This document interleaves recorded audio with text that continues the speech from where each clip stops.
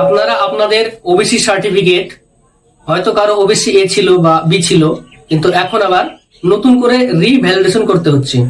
OBC certificate রিভ্যালিডেশনের জন্য কি কি লাগবে, কোথায় কোথায় যেতে হবে, প্রথম থেকে শেষ পর্যন্ত আমরা এই ভিডিওর মাধ্যমে জানবো। চলুন তাহলে জেনে নিই। ওবিসি সার্টিফিকেট রিভ্যালিডেশন করার জন্য, অর্থাৎ আপনার পুরনো ওবিসি সার্টিফিকেটটা আর চলবে না বা আর কোনো কাজে লাগবে না, কোর্টের নির্দেশের পরে আমরা জানি যে ওবিসি সার্টিফিকেট আবার নতুন ভাবে করতে হবে।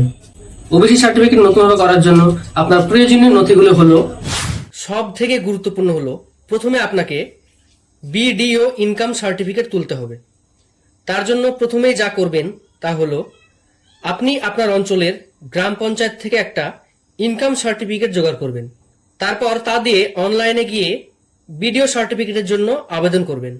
আবেদন করার 2 থেকে 5 দিনের মধ্যেই বিডিও সার্টিফিকেট অ্যাপ্রুভ হয়ে যাবে।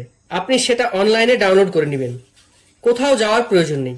বিডিও সার্টিফিকেট পাওয়ার পর আপনি আপনার নিজের আধার কার্ড, রেশন কার্ড, আর যদি থেকে থাকে তবে মাধ্যমিকের অ্যাডমিট কার্ড বা জন্ম সার্টিফিকেট, এবং 18 বছর পূর্ণ হলে ভোটার কার্ড নিয়ে এবং পুরনো ওবিসি সার্টিফিকেটটি নিয়ে আপনি কোনো অনলাইনের দোকানে গিয়ে ওবিসি নতুন করে রিভ্যালিডেশন করার জন্য আবেদন করবেন। এছাড়াও আবেদন করতে লাগবে আপনার পিতার আধার কার্ড বা ভোটার কার্ড এবং রেশন কার্ড। আবেদন করা হয়ে গেলে এবার আপনাকে ওই আবেদন করার ফর্মটি প্রিন্ট আউট করে নিতে হবে। প্রিন্ট আউট করার পরে দেখবেন 2-3 জায়গায় সাইন করার কথা বলা আছে। 2-3 জায়গায় সাইন করে নেবেন এবং সাইন করার পরে বিডিও বা এসডিও অফিসে জমা দিতে হবে। এখানে একটা বিষয় খুব গুরুত্বপূর্ণ, তা হলো কোনো কোনো ব্লকের বিডিও অফিসে আবার কোনো কোনো ব্লকের এসডিও অফিসেও জমা নিচ্ছে। যেমন আপনি মন্ডল মুসলিম নাকি খান মুসলিম, নাপিত না কাইত, এরকম আরো অনেক আছে। এখন কারা কোথায় জমা দেবে তার জন্য 2টি লিস্ট আছে, লিস্ট আমি দিয়ে দিলাম, দেখে নেবেন লিস্ট। অ্যানেক্সার এ তে যাদের নাম আছে তারা বিডিও অফিসে জমা দিবেন, আর যাদের অ্যানেক্সার বি লিস্টে যাদের নাম আছে তারা এসডিও অফিসে জমা দিবেন। এখন গুরুত্বপূর্ণ বিষয় হলো, ফর্ম জমা দেওয়ার সময় আরো কি কি ডকুমেন্টস লাগবে বা নিয়ে যাবেন। 1 নম্বর, আপনার নিজের উল্লেখিত ডকুমেন্টসগুলি তো লাগবেই, সেলফ অ্যাটেস্টেড করা, অর্থাৎ নিজেকে সাইন করে নিতে হবে।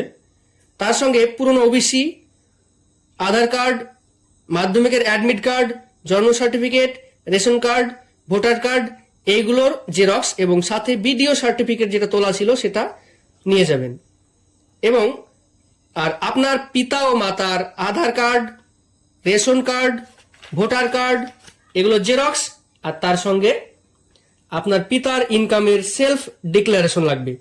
অর্থাৎ আপনার পিতা নিজে জানাচ্ছে যে আমার পরিবারের মোট আয় এত, নিজে বা পাড়ার কাউকে দিয়ে লিখে নিলেই হবে। এটার জন্য কোথাও আপনাকে যেতে হবে না। সমস্ত ডকুমেন্ট জমা করার পর আপনার ডকুমেন্টসগুলি যাচাইকরণ করা হবে, অর্থাৎ ভেরিফাই করা হবে। তারপর দিন 15-এর মধ্যে নতুন ওবিসি সার্টিফিকেট হয়ে যাবে, যা আপনাকে অনলাইনে ডাউনলোড করে নিতে হবে। তো এই ছিল আজকের ভিডিও। আপনি যদি মনে করেন ভিডিওটি দ্বারা মানুষের উপকারে আসবে, তবে কমেন্ট করে জানান এবং শেয়ার করে দিন, যাতে আরো মানুষ জানতে পারে। ধন্যবাদ।